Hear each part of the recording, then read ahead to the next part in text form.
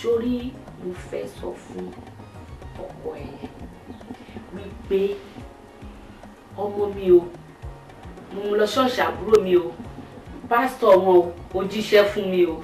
ó máa wà ní church fún ọjọ́ 9 kò dẹ̀ gbọ́dọ̀ rí ẹnìkankan gbọ́dọ̀ wá kí tó máa wà lábẹ́ ààbò ó máa wà láàárín èmi àti ẹ a máa parọ́ fọ́kọ ẹ̀ ní o so ọmọ yẹn á lè ráyè lọ ṣopó yẹn. àǹtí mi èmi á bá yín parọ́ mọ́ Jésù orí mi ò ní jẹ́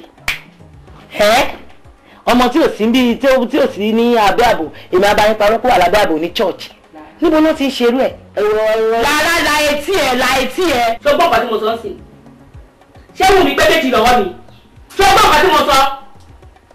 àǹtí mi ẹ má kó girigiri tẹ́lẹ̀ dá mi ẹ bẹ̀rẹ̀ ẹ ròdòdò ọ̀rọ̀ ńlẹ̀ ẹ rọ́nà lẹ̀ máa porí bọ̀ pé mi ò láì gbogbo nǹkan tẹ̀ ń ṣe kò bá ìgbésí ayé mi kò bá lifetime lọ mo ò láì kí àǹtí mi. kì í ṣe pé mo lè ṣe tẹ́ bá fẹ́ jẹ́ kí n ṣe máa ṣe mo ti bọ́ máa ṣe. fine. ẹ wò ó dàbí pé mi ì ní lè ṣe o. lára rántí wípé ẹni tó bá gbani nígbà òjò ó máa ń gbani nígbà ẹ̀rùn ni tó bá lóò lè ṣe ní agbára Ọlọ́run ò ní fojú sunkún mi ó dẹ̀ máa ṣe opó yẹn ń bẹ̀ kò sí ṣùgbọ́n tí ọkọ ẹ̀ bá béèrè lọ́wọ́ ẹ̀ tó o bá fi ẹnu ẹ̀ yìí sọ wípé Wùmí ò sí ní ṣọ́ọ̀ṣì yìí máa fi mú ẹ̀ fọ́n fèrè. kí ló ló jẹ. ibi tí mo ti ro àmọ̀là. ó rí ọbẹ̀ tí inú lé. ẹ gbìyànjú ṣọ́bẹ̀ lẹ ṣe yẹn. ọbẹ̀ tí mo dín. ṣé bó ṣe ń dọ́dọ̀ nìyẹn. ó bá wọn kọ tó ń bẹ. pàlà. pàlà yẹn mi kò rọ rárá. pàlà tí mo páàkì tí mo rà fúnra mi mo ti kọ́ fẹ́ fi ìṣó bọ̀ wọ́n wá ní kí n fi kán sí mi ò rí kán nì. gbọ́ mi báwo lè ṣe wá kúrò ìyàwó yín sí báyìí. wọ́n lọ́bìnrin yẹn sú mi o Ọlọ́run ọ̀pọ̀rọ̀ lé ayé yìí tó o bá léèyàn wọ́n máa lé ẹ spiritual attack lónìí mo ti wá náwó ọ̀la ni mo tún prepare pé kí n lọ fún lówó. bí gbọ́. kí n send owó fún wọn máa ń send ẹ sí mi. ẹ tún fẹ́ send owó mi ó máa ṣe o bọ̀dá mi ìjọ wo lè dì báyìí. dì báwo. ìjọ wo lè dì báyìí náà. sórí ẹ gbéṣà. ó máa ṣe o ẹ mọ̀ bí mo ṣe mọ̀ yín mo mọ̀ yín wípé àtijọ́ tí mo ti gbọ́njú tí mo ti mọ̀ yín mo mọ̀ yín pé yóò lè rí yín gbá torí tèmi gbọ́ bá fẹ́ gba yín mi ò ń gba yín lé. ta ló ń gbà ẹ. àwọn ìyàwó yín náà ni o. èmi náà máa gbá. ìyàwó yín àti ìyá ẹ̀ wọ́n wá sọ fún yín pé ó wà níbì kan o spiritual attack ni o kìíní kan ni o ìyá jọ̀tá yín. lọ́nà o. ìyàwó yín kò sí níbì kankan kò sí lọ́dọ̀ ìyá ẹ̀ rárá ẹ mọ ibi tó wà ṣe rí àwọn èèyàn tó ti rí ń bẹ̀ yẹn kó tó di pọ́n dọ́dọ̀ èmi gan sọ fún mi wọ́n lé 12 bó ṣe wá ń sọ fún mi mi ò gbàgbọ́ o ṣe ni mò ń bá wọn jà bó ṣe lé mi lọ́wọ́ mú nìyẹn wọn ló yá abágbàbẹ̀ lọ. òun náà ń sọ káàkiri ni. bí mo ṣe dúró ní tí mò ń wò kò rí mi o mi ò jẹ́ ó rí mi rárá ó wọṣọ dúdú. kí ló ń ṣe. ilé ọkọ tó fẹ́ tẹ́lẹ̀ ìyẹn ti ṣaláìsí ibẹ̀ ló wà tó ń ṣopó. kì í ṣọ̀rọ̀ yẹ́ ló wà. látijọ́ tẹ́ ti mọ̀ mí mo purọ́ fún yín rí ni. sori máa fẹ́ múyàn báyìí mi kì í fẹ́ múyàn báyìí kó jábọ́ mi ò dẹ̀ nífẹ̀ẹ́ nǹkan tó máa ṣẹlẹ̀ tí wọ́n máa dé sínú ilé ìpadà tí mo máa rìpọ́ọ̀tù ẹ̀mú tá lè gbọ́dọ̀ wọlé wa mú tó bá sọ bẹ́ẹ̀ máa rí ìpínlẹ̀. mo ti mú nǹkan wá fún yín tí òjò tọ́ rí ẹ mọ̀ pé àjù méjì báyìí náà lọ nígbà tí bá wá rí òótọ́ tí mo lè sọ fún yín ta ni mo fẹ́ sọ fún. wọ́n ṣe wọ́ọ̀tì. tí ẹ bá fẹ́ débẹ̀ lénìí ẹ̀gbọ́n mi mo ṣe tán láti mú yín débẹ̀. kí lẹ wí ẹ wo torí Ọlọ́run mi wá ṣeré ń bí lénìí ni o mo wá sí mi bí àmàlà tí mo ṣe jẹ́ ò tí digest mo dẹ̀ ní láti rest tó bá dọ̀la màá mú yín lọ. o sure. mi ì ṣeré màá mú yín lọ lọ́la ẹ wá o màá mú yín lọ tí mò ń sọ èmi ò ń tẹ̀lé yín débẹ̀ o màá náwó bẹ̀ sí yín báyìí ni. it's okay it's okay it's okay it's alright it's alright.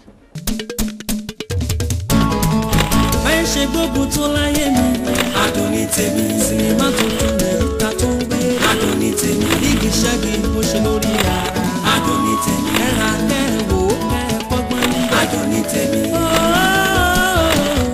adùn ní tèmi ti jáde o. adùn ní tèmi àwọn àwọn kan ṣètò ọlọ́run ṣe tiwọn bẹ́ẹ̀ làwọn kan sì ṣètò ọlọ́run ṣùgbọ́n ọlọ́run ṣe tiwọn gbogbo ẹni bá ṣiṣẹ́ kọ́ ní jèrè ẹni kòkó rẹ̀ báyé ló mọ̀ lọ ṣùgbọ́n lábẹ́ ibi tí lè wù orí adùn ní tèmi sinimá kan bí ẹgbàágbèje ògùnbọ ọmọ kúlódò ṣiṣẹ́ kárakára bí ìlú èyí rí Fúnkẹ́ is not just an actress but an all-round actress ó ṣiṣẹ́ kárakára adùn ní tèmi alápinni òòṣà Bímbọ́ Akínsànyà Láńrè Azan ògògbó Fúnkẹ́ tí àti bẹ́ẹ̀ bẹ́ẹ̀ lọ Prime Pictures Nigeria Limited náà ẹ̀ẹ́dì péjọ lè túmọ̀ tẹ̀ tó ló ń pè ló ń tà lábẹ́ bó ti lè wò rí adùn ní tèmi ẹ̀yìn kọ́ ó ti jáde. Ọba kejì rẹ̀ ó ti jáde ó ti yá orí ẹyẹ ńlá fẹ́ ṣiṣẹ́ àyànfẹ́ Olódùmarè ṣàtọ̀ Adventures International ó ti gbé jáde. Sinimá tuntun òwúrí apá kejì. Ìbéèrè àwọn èèyàn ni pé ta ló pa Samuel ní part 1? Kí ló ṣẹlẹ̀ láàrin Ògùn, Ṣadé àti Dìméjì? Suspense inú ẹ̀ ó kù tó pojúbó ní part 1 yóò tún wọ́n rán wọn ní part 2 bá apá kejì sinimá tuntun òwúrí. Tẹ̀tí ń béèrè nílé ìdájọ́ jáde ọ̀rọ̀ gbogbo òfin lórí búkì ráì. Bẹ́ẹ̀ni Fàṣíláńsì ọ̀gá ìjọba tó padà dára ẹ̀wò ṣètò kẹsẹ̀ bẹ́ òun wà náà. Odunlade ló produce ẹ̀ Mọ̀nsúrù Ọ̀bádínà Fálà ló direct ẹ̀ stars ti pọ̀jù nínú ẹ̀ àkàkàtà ni wọ́n sinimá tuntun lórí VCD.